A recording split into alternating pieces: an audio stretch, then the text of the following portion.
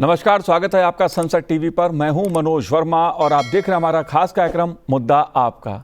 आज हम बात करेंगे भारत चीन संबंधों की और पूर्वी लद्दाख में सीमा पर दोनों देशों के बीच सैन्य वापसी समझौते की।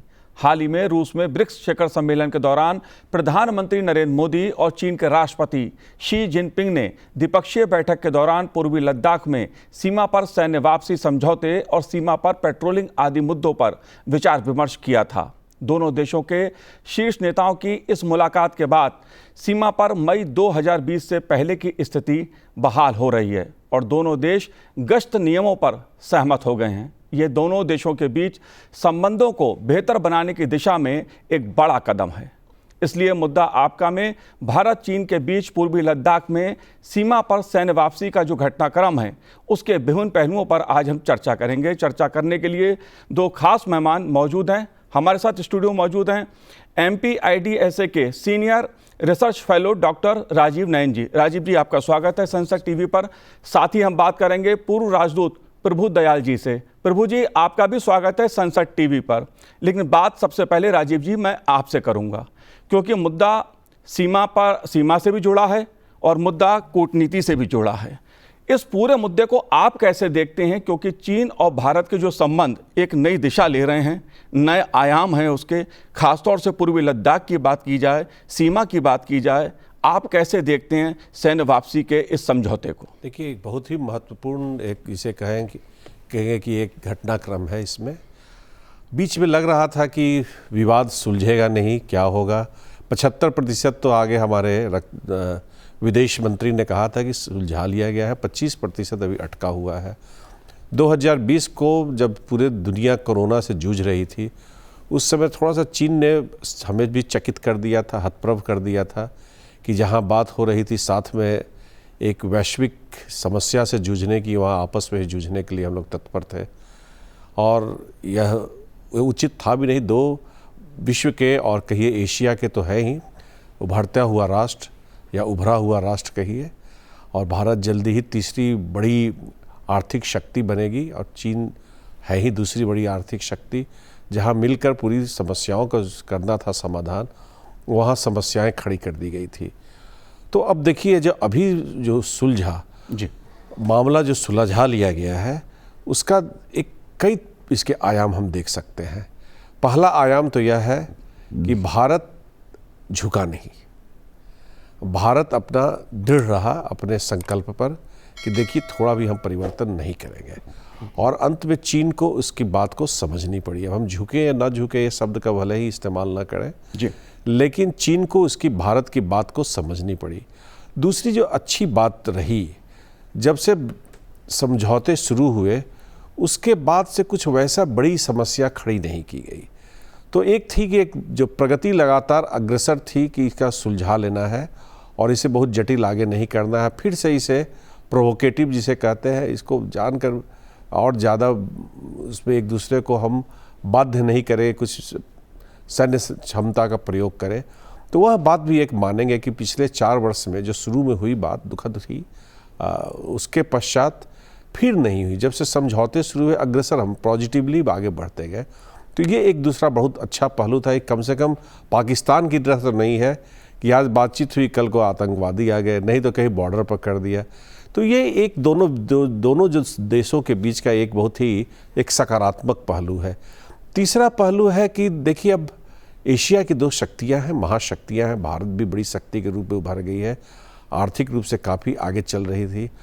अब आप दोनों क्या मिलकर क्या कुछ कर सकते हैं, आगे का भविष्य का है।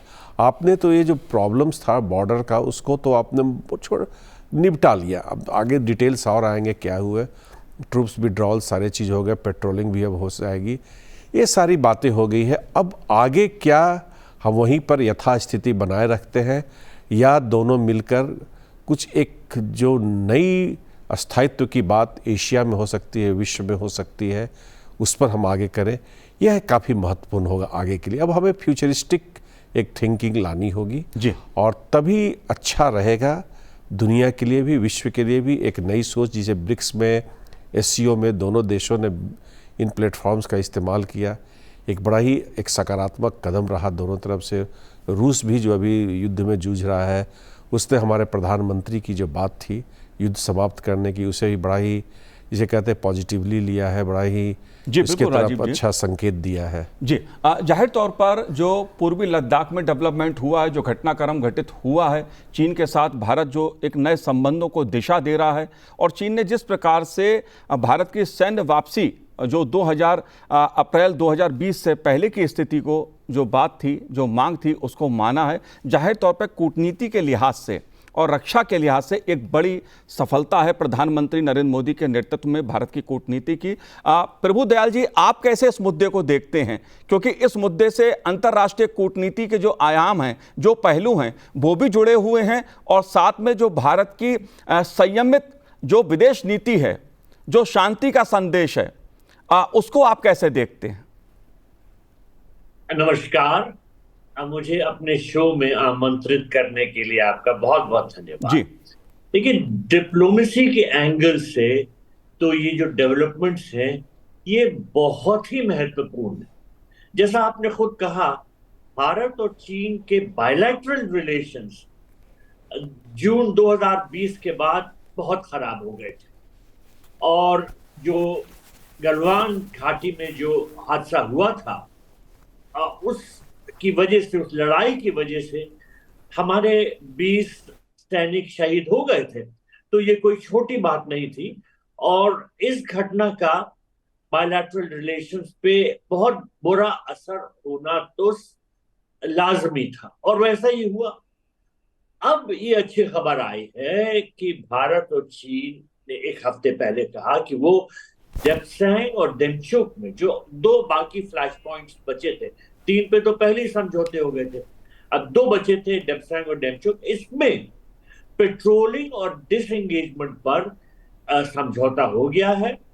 और इस वजह से पूर्वी लद्दाख में जो ये 4 साल से स्टैंड ऑफ चल रहा था, ये समाप्त हो जाएगा। देखिए, भारत ने ये बार बार कहा था कि जब तक बॉर्डर या line of actual control LAC पर जो हालात हैं वो नॉर्मल नहीं होते, तो हमारी डिप्लोमेटिक रिलेशनशिप भी नॉर्मल नहीं हो सकती। जी, तो मेरे विचार में ये एक बड़ा महत्वपूर्ण कदम उठाया गया है कि ये जो LAC पे 2 बाकी फ्लैश पॉइंट्स थे, इस पे जो डिसएंगेजमेंट हो जाएगा, और अगला कदम होगा डीएस्केलेशन का। तो धीरे धीरे जो है पूरे उम्मीद है कि डीमिलिटराइजेशन की तरफ भी हम जा सकते हैं। लेकिन अभी तो डीएस्केलेशन एक ऐसा हमको माइलस्टोन क्रॉस करना होगा डिसएंगेजमेंट के बाद, ताकि जो जितना टेंशन है वो कम हो जाए और डिप्लोमेटिक रिलेशनशिप अच्छी होती जाए। जी, बिल्कुल राजीव जी, अगर पूर्वी लद्दाख में सीमा पर सैन्य वापसी की मैं बात करूं, सीधे सीधे गश्त सहमति की बात की जाए, क्योंकि ये 2 मुद्दे ऐसे थे जिनको लेकर दोनों देशों के बीच बीते अगर 4 सालों की बात मैं करूं तो बातचीत भी होती रही, सैन्य स्तर पे भी बातचीत हुई, कूटनीति के स्तर पे भी बातचीत होती रही कि किस तरह से दोनों देशों के जो रिश्ते हैं वो नॉर्मल हों, दोनों रिश्तों के रिश्ते अच्छे हों, और अंततः वो स्थिति हमें देखने को मिल रही है। अगर पूर्वी लद्दाख की सीमा की बात की जाए, ये जो सहमति हुई है कि सैन्य वापसी की, इस समझौते के रक्षा के जो पहलू हैं वो क्यों महत्वपूर्ण हैं? कितने महत्वपूर्ण है भारत की दृष्टि से और चीन की दृष्टि से, और दोनों देशों के संबंधों की दृष्टि से? क्योंकि हर बार चीन के साथ सीमा विवाद का मुद्दा भी उठता रहा है, वो छुपी हुई बात नहीं है, एक ऐतिहासिक तथ्य है। वो कैसे देखते हैं आप इसको? देखिए, सुरक्षा के मामले से तो निश्चित ही हमारा बॉर्डर है तो महत्वपूर्ण है ही, और साथ साथ यह बॉर्डर जो है सो उतना शांत भी रहा है। ट्रैंक्विलिटी का हमने एक एग्रीमेंट भी किया था उनसे, पीस एंड ट्रैंक्विलिटी का। तो और 1996 में यह भी बात हुई कि उस तरह के हथियार हम लोग, मतलब आग्नेय शास्त्र का प्रयोग नहीं करेंगे। तो वह भी मोटा मोटी वो बात चली रही है। फिर भी वहाँ पर एक समस्या होते रही थी, हमेशा से इंट्रूजन्स की बात होती थी, और कई बार हमारे उधर के लोग कहते थे कि हमारे चारागाह की तरफ चीन के सैनिक बढ़ गए हैं, वहाँ के लद्दाख के लोग की समस्या होती थी। हम लोग हमारे तरफ भी सैनिक जाते थे, उसका पेट्रोलिंग करते थे, कुछ ऐसी बात तो नहीं है। तो एक तरह से उन्हें आश्वासन दिया गया कि नहीं, ऐसी कोई बात नहीं रहेगी। और देखिए, ये जो क्षेत्र है यहाँ जुड़ा हुआ चीन पाकिस्तान के साथ भी है, और पाकिस्तान चीन का एक जो कहिए रवैया गठबंधन जो कहिए, वह कभी कभी चीन तो थोड़ा शांत रहता भी है, पाकिस्तान कुछ तो कुछ छेड़छाड़ करते रहता है वहाँ पर। अब वहाँ से जैसे कई बार कई तरह के घुसपैठ होते रहते थे, तो इस पर भी बड़ा ही ध्यान रखने की बात थी। और जो ये बॉर्डर रहा है हमेशा से, ये शुरू से कहा कि इसको डिलिनिएट, पहले तो चीन मानने को तैयार ही नहीं रहता था कि हमारे कहाँ आपका सीमा कहाँ से कहाँ शुरू होती है, तो इसको लाइन ऑफ एक्चुअल कंट्रोल करके कुछ रखा गया, उस पर भी बाधाएं आती थी। तो इस तरह की होती थी। हमारे तरफ से होता था क्या कि बॉर्डर हमारा इंफ्रास्ट्रक्चर उतना हमने विकसित आगे नहीं किया था।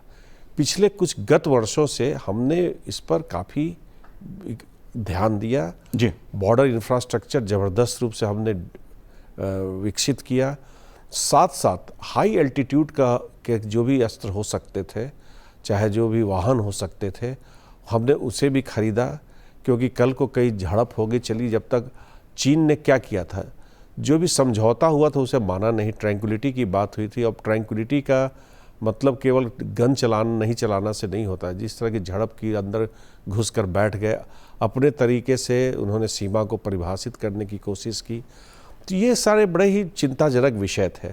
तो अब हमारी भी जो शक्ति है 1962 वाली शक्ति तो है नहीं, हमारी शक्ति भी है कि तैयारी रहेगी, हम युद्ध नहीं करेंगे। इसमें एक बार एक चीज मैं और जानना चाहता हूं कि देखने में ये आया कि बराबरी के साथ पिछले अगर 4 सालों की मैं बात करूं तो चीन के साथ, अगर हम विदेश नीति की बात करें या अपनी रक्षा नीति की बात करें, रक्षा रणनीति की बात करें, तो बराबर के साथ भारत ने चीन को जवाब भी दिया है और समझौते की दिशा में बढ़ा कि बातचीत होगी तो बराबर से होगी। देखिए इसको आप कैसे देखते हैं? देखिए बराबरी नहीं, इस हमने तो उनसे थोड़ा आगे बढ़ के ही किया जी कि देखिए हम तो किसी भी देश की सॉवरेनिटी को मानते हैं, सॉवरेन इक्वलिटी में बिलीव करते हैं, लेकिन अब हमारी ताकत देखिए, हमारी क्षमता जो उनकी हेलीकॉप्टर जो हमने अपाचे से लेकर हाई एल्टीट्यूड की खरीद रखी है, वो उनसे हम अच्छा से निपट लेंगे। हमारी जो एयरक्राफ्ट भी हमने जो फ्रांस से खरीदा है, उन सारे एयरक्राफ्ट की जो बात की जाएगी तो हम उनसे कहीं ज़्यादा सुपीरियर, हमारे पास भी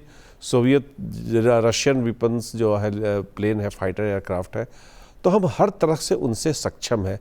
लेकिन हम युद्ध नहीं चाहते, हम चाहते हैं कि शांति रहे, बॉर्डर पर शांति बहाल की जाए। और हमने देखिए अभी तक जो आर्टिलरी गन से लेके बहुत सारे गन्स हैं हमने रखा। अब देखिए प्रधानमंत्री मोदी के अंदर क्या हुआ है कि पहले तो हम चीन एक दुश्मन राष्ट्र है, हमें तंग करता, वह भी बोलने से कतराते थे। आज के दिन में हमने उन्हें आंख में आंख डालकर बोला कि देखो अगर ऐसा करोगे तो हम पीछे नहीं हटेंगे। देखिए अगर आप थोड़ा पीछे जाएंगे 2020 की घटना के बाद, तो हमने भी कई की इंस्टॉलेशन जो पोजीशंस था उस पर हमने भी कब्जा कर लिया था, लेकिन शांति के लिए हम वहाँ से वापस आ गए। तो हमने अपनी क्षमता भी दर्शाई है कि आवश्यकता पड़ी तो हमारी भी जो लोग हैं वो कम नहीं है, हम भी उस तरह के स्थानों पर कब्जा करके आपको मुश्किल कर सकते हैं। तो ये हमने दर्शा दिया। तो हमने बराबरी क्या, उनसे आगे ही बढ़ के, शुरुआत तो उन्होंने की थी लेकिन हमने जवाब उनका करारा दिया। बिल्कुल राजीव जी, जहां मौका लगा तो आक्रामक होकर भी भारत ने चीन को संदेश दिया, वो बात चाहे कूटनीति का मसला हो या बात रक्षा रणनीति का मसला हो, और जहां शांति के साथ, पड़ोसी के साथ बात करने की बात थी तो वो भी भारत ने संदेश दिया कि भारत अब किसी दबाव में बात नहीं करेगा। प्रभुदयाल जी, अगर बात में भारत और रशिया संबंधों की करूं, भारत और रशिया संबंध की बात मैं इसलिए कर रहा हूं क्योंकि कहीं ना कहीं चीन का एक कोण भी जुड़ा हुआ है। क्योंकि रूस में ब्रिक्स का शिखर सम्मेलन हुआ और प्रधानमंत्री नरेंद्र मोदी जी की चीन के राष्ट्रपति के साथ मुलाकात और पुतिन साहब के साथ जो रिश्ते प्रधानमंत्री नरेंद्र मोदी जी के हैं, आप कैसे देखते हैं कूटनीतिक दृष्टि से इन सब चीजों को? देखिए, बहुत सी खबरें मैंने देखी हैं कि राष्ट्रपति पुतिन ने चाइनीज प्रेसिडेंट शी जिनपिंग को ये बहुत समझाया, बहुत वक्त से समझाया कि भारत के साथ जो उन्होंने तनाव पैदा किया हुआ है, ये न सिर्फ चीन और भारत के लिए नुकसानदेह है बल्कि ये पूरे रीजन के लिए नुकसान पैदा कर रहा है। और उन्होंने बहुत कोशिश की कि ये जो तनाव है ये दूर हो जाए। वो ये भी चाहते थे कि जैसे ब्रिक्स की समिट हो रही थी, वो ऐसे माहौल में हो कि दो बड़े important members, founding members, China और इंडिया के रिश्ते तनाव से न भरे हों। तो जरूर इसमें रशिया की कुछ भूमि रही है, खास तौर पे इस वजह से क्योंकि वो मेजबानी कर रहे थे ब्रिक्स समिट की। लेकिन अच्छा काम करना तो बहुत अच्छी बात है, अगर दोस्ती कराएं और चीन और भारत के बीच में जो तनाव पैदा हो गए थे उनको दूर करें, तो ये तो कूटनीति के लिहाज से अच्छा कदम है। और हम कभी नहीं तनाव चाहते थे। देखिए, हमने तो पूरी तरह से कोशिश की कि भारत और चीन में दोस्ती बनी रहे।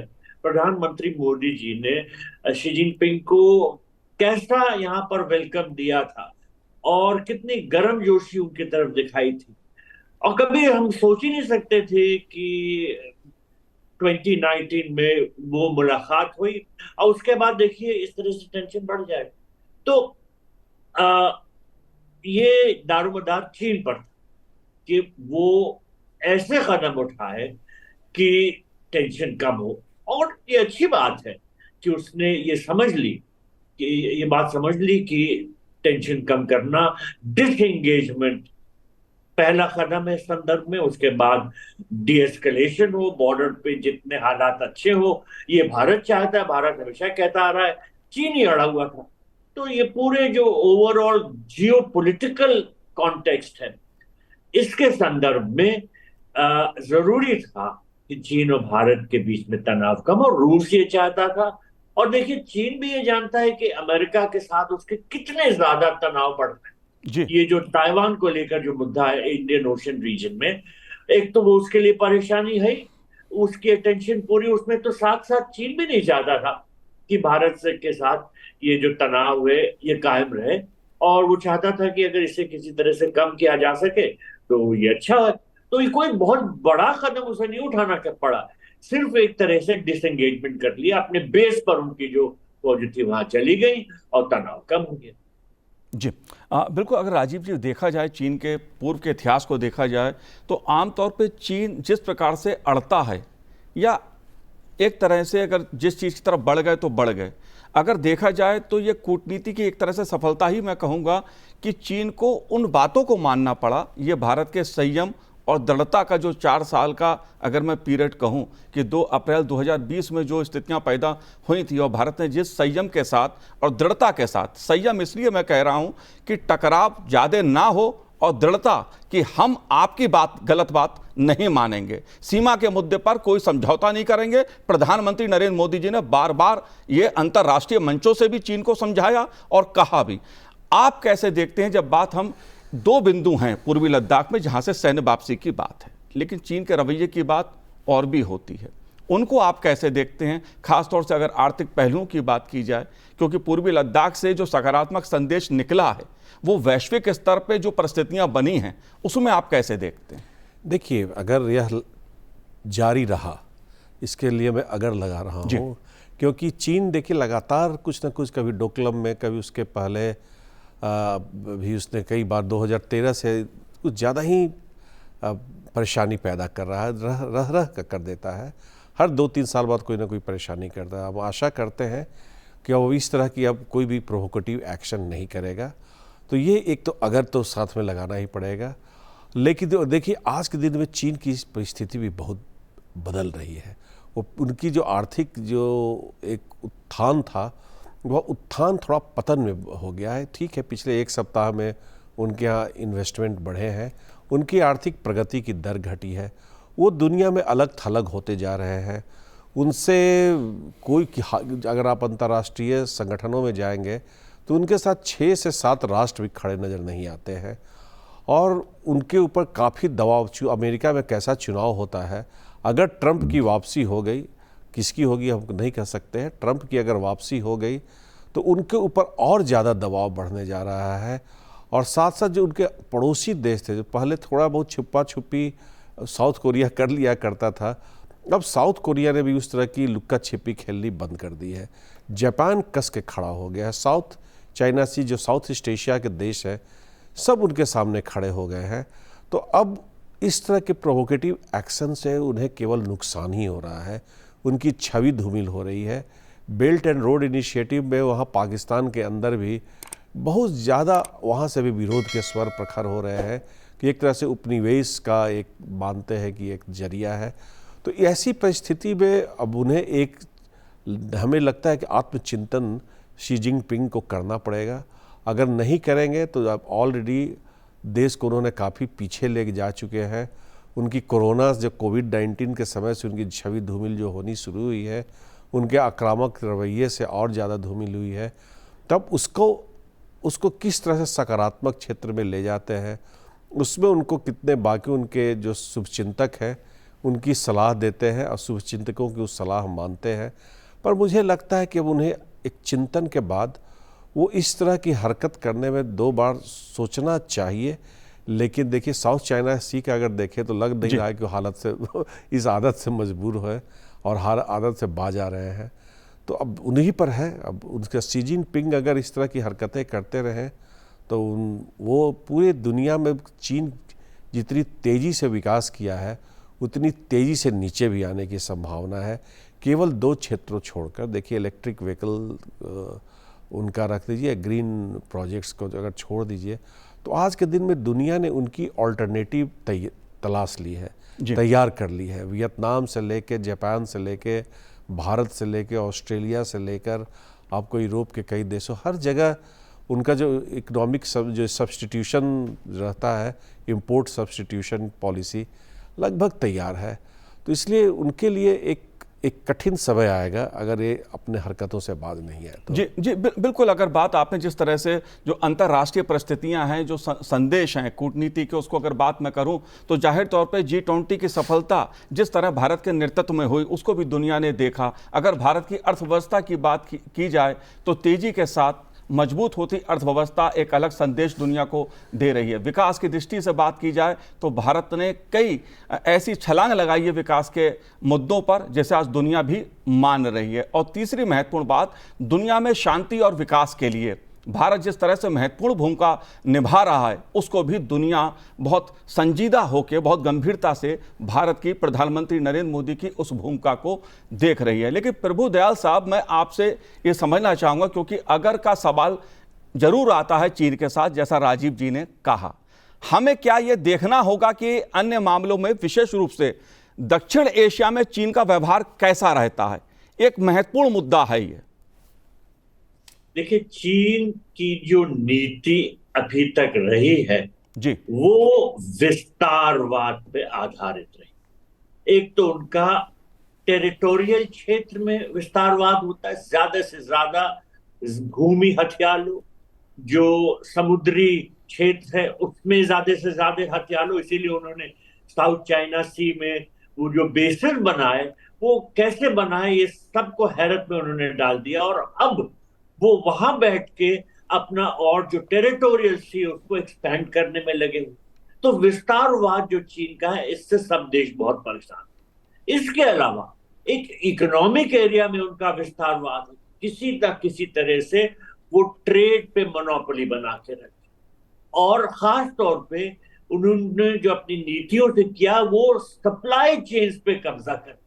अब दुनिया को समझ में आ गया कि चीन जो है उसका इस तरह से कंट्रोल रहना ये किसी के लिए अच्छा नहीं है। तो मसलन क्वाड देशों ने ऐसी नीतियां बनाई कि सप्लाई चेन्स को डाइवर्सिफाई किया जाए, ऑल्टरनेटिव प्रोडक्शन बेसिस स्थापित किए जाए, जिससे चीन की जो ये सप्लाई चेन्स पे उनका कब्जा है ये कम हो। और चीन को भी इसका एहसास हो गया। तो चीन को ये समझाना बहुत जरूरी था कि उसकी जो नीतियां हैं वो दुनिया के हित में नहीं है और उसको ऐसी नीतियों को छोड़ना होगा। और ये खुशी की बात है कि जो हमने कोशिशें की इस संदर्भ में उसमें काफी हमको सक्सेस मिला है। अब क्वाड के अन्य देशों के साथ मिलके जो कदम उठाए गए हैं वो अच्छे कदम है, उस पर धीरे धीरे करके प्रोग्रेस हो रही है और चीन को संकेत चला गया। चीन को समझाना बहुत मुश्किल होता है क्योंकि उसकी नीति में और उसकी नीयत दोनों में बदलाव लाना मुश्किल है। लेकिन ये तभी मुमकिन होता है जब आप खुद ऐसा दिखाएं कि आप अपने निश्चय पर दृढ़ हैं और पूरी तरह से आपके साथ बहुत से देश भी काम करने को तैयार हैं। और मेरे विचार में ये जो ग्लोबल मैसेज चला गया है कि इंडिया की जो स्टेचर इतना बढ़ गया, जी। इंडिया की दोस्ती इतने दूसरे कंट्रीज के साथ इतनी आगे बढ़ती गई, और दुश्मन देश एक एक करके, जैसे पाकिस्तान तो देखिए ऐसी हालत में आ गया कि वो क्या दुश्मनी निभाएगा थोड़े बहुत टेररिज्म के अलावा, उसका कोई मतलब ही नहीं रह गया।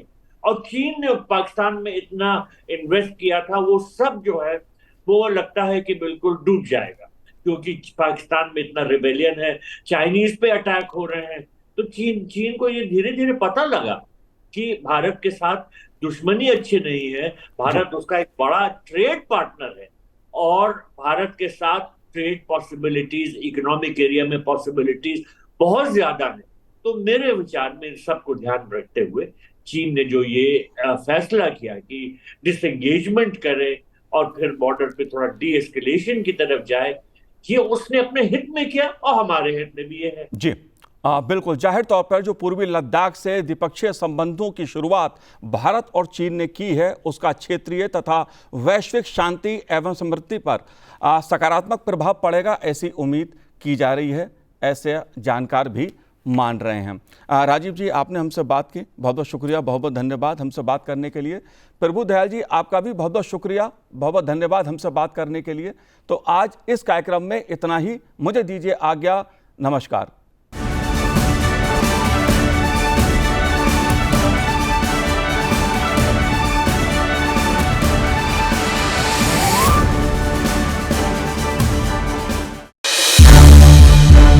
संसद टीवी के और भी प्रोग्राम्स देखने के लिए सब्सक्राइब करें हमारा YouTube चैनल और हाँ, इन्हें लाइक और शेयर करना ना भूलें।